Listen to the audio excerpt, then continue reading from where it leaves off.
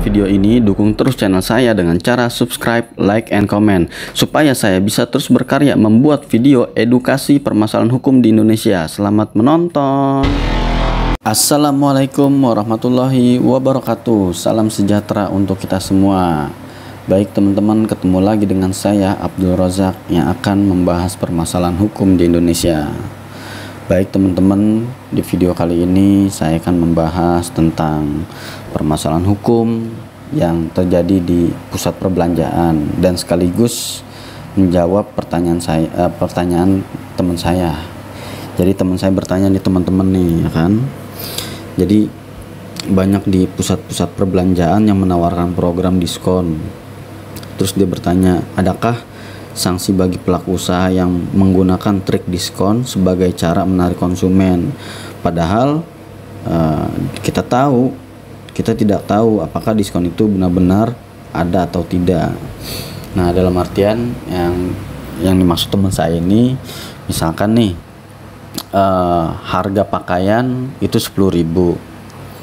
Nah, lalu beberapa hari kemudian itu didiskon nih teman-teman, didiskon 50%, tapi harganya jadi 20.000, dinaikin dulu. Nah itu gimana hukumnya kan?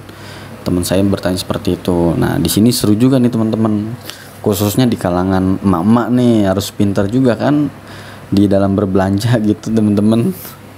Pada dasarnya memberikan potongan harga atau diskon untuk menarik minat pembeli merupakan salah satu cara yang dilakukan oleh penjual, terutama menjelang hari raya.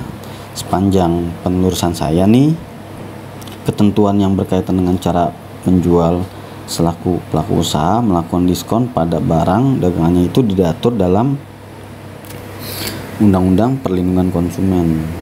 Nah, jadi untuk tata cara pelaku usaha menawarkan barang itu sudah diatur dalam Undang-Undang Republik Indonesia Nomor 8 Tahun 1999 tentang perlindungan konsumen, gitu teman-teman.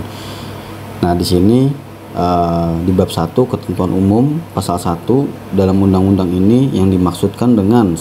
Perlindungan konsumen adalah segala upaya yang menjamin adanya kepastian hukum untuk memberi perlindungan kepada konsumen.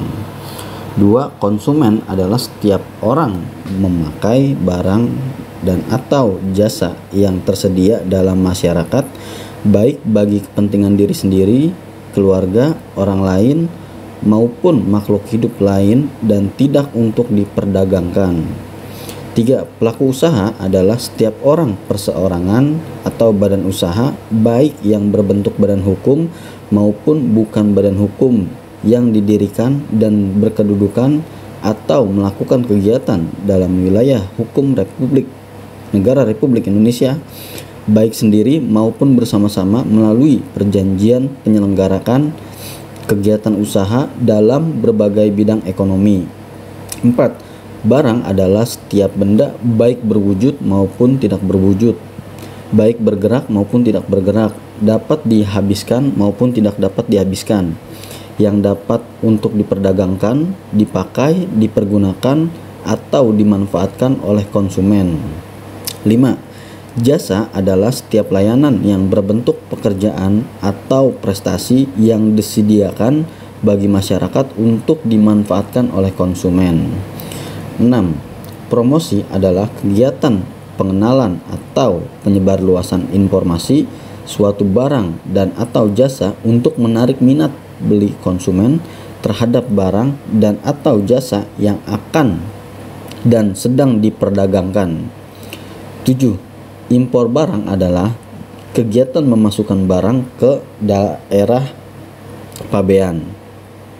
8. Impor jasa adalah kegiatan penyediaan jasa asing untuk digunakan di dalam wilayah Republik Indonesia. 9. Lembaga perlindungan konsumen swadaya masyarakat adalah lembaga non-pemerintah yang terdaftar dan diakui oleh pemerintah yang mempunyai kegiatan menangani perlindungan konsumen. Nah, nomor 9 ini nih teman-teman nih, mungkin saya agak jelaskan sedikit. Yang dimaksud dengan lembaga perlindungan konsumen swadaya masyarakat ini, contoh misalkan teman-teman kan ada tuh kayak lembaga swadaya masyarakat, lembaga perlindungan konsumen Republik Indonesia, atau enggak LPKE, lembaga perlindungan konsumen apa. Nah itu di situ sudah terdaftar dan diakui teman-teman oleh pemerintah gitu. Nah jadi istilahnya itu sejenis ormas, tapi bukan ormas sih, bukan organisasi masyarakat, tapi dia suatu lembaga yang menangani perlindungan konsumen itu sih teman-teman, atau keluhan-keluhan konsumen gitu. Nah lanjut, nomor 10, klausula baku adalah setiap aturan atau ketentuan dan syarat-syarat yang telah dipersiapkan dan ditetapkan terlebih dahulu secara sepihak oleh pelaku usaha yang dituangkan dalam suatu dokumen dan atau perjanjian yang mengikat dan wajib dipenuhi oleh konsumen.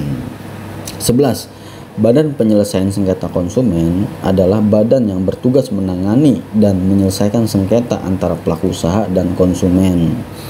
Nah, jadi di poin nomor 11 ini teman-teman, jika antara konsumen dan pelaku usaha itu terjadi sengketa gitu. Nah, jadi konsumen ini dapat melakukan gugatan melalui Badan Penyelesaian Sengketa Konsumen di daerah masing-masing. Misalkan nih di DKI Jakarta. Nah, ini BPSK DKI Jakarta di mana nih? Nah, itu di wilayah DKI Jakarta aja. Jadi sesuai dengan provinsi, sesuai dengan tingkat provinsi masing-masing teman-teman gitu. Nah, lanjut. Nomor 12, Badan Perlindungan Konsumen Nasional adalah badan yang dibentuk untuk membantu upaya pengembangan perlindungan konsumen. 13. Menteri adalah menteri yang ruang lingkup tugas dan tanggung jawabnya meliputi bidang perdagangan.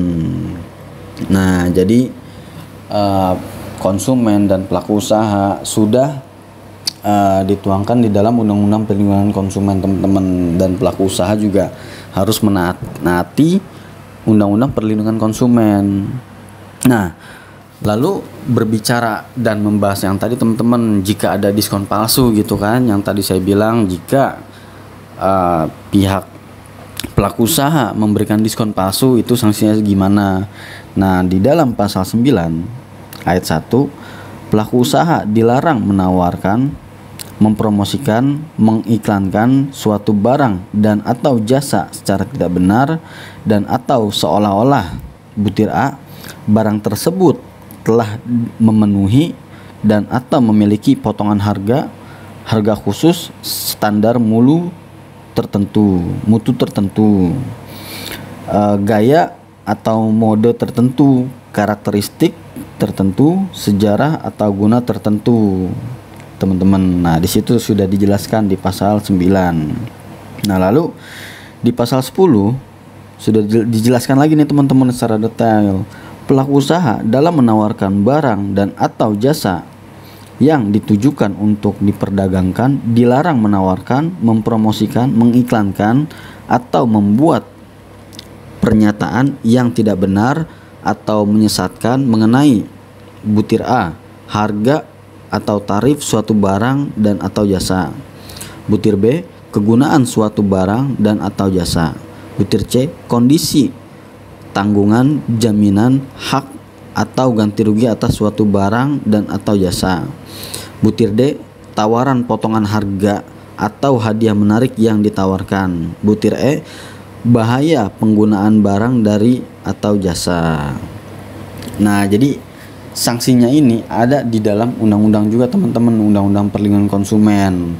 Nah, sanksinya itu di pasal 62 ayat 1, pelaku usaha yang melanggar ketentuan sebagaimana dimaksud dalam pasal 8, pasal 9, pasal 10, nah pasal 13 ayat 2, pasal 15, pasal 17 ayat 1, huruf A, huruf B, huruf C, huruf E, ayat 2, dan pasal 18 dipidana dengan pidana penjara paling lama 5 tahun atau pidana denda paling banyak 2 miliar rupiah.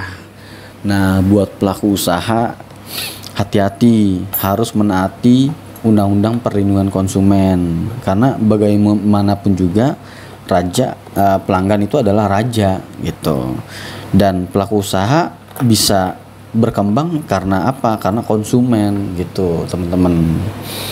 Jadi mungkin itu saja video yang saya sampaikan kali ini tentang Undang-Undang Perlindungan Konsumen. Jika ada pertanyaan silakan bertanya di kolom komentar, dan jika video ini bermanfaat, dukung juga channel saya dengan cara subscribe, like, komen, dan share.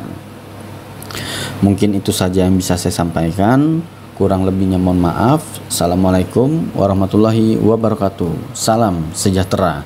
NKRI harga mati, merdeka, merdeka, merdeka.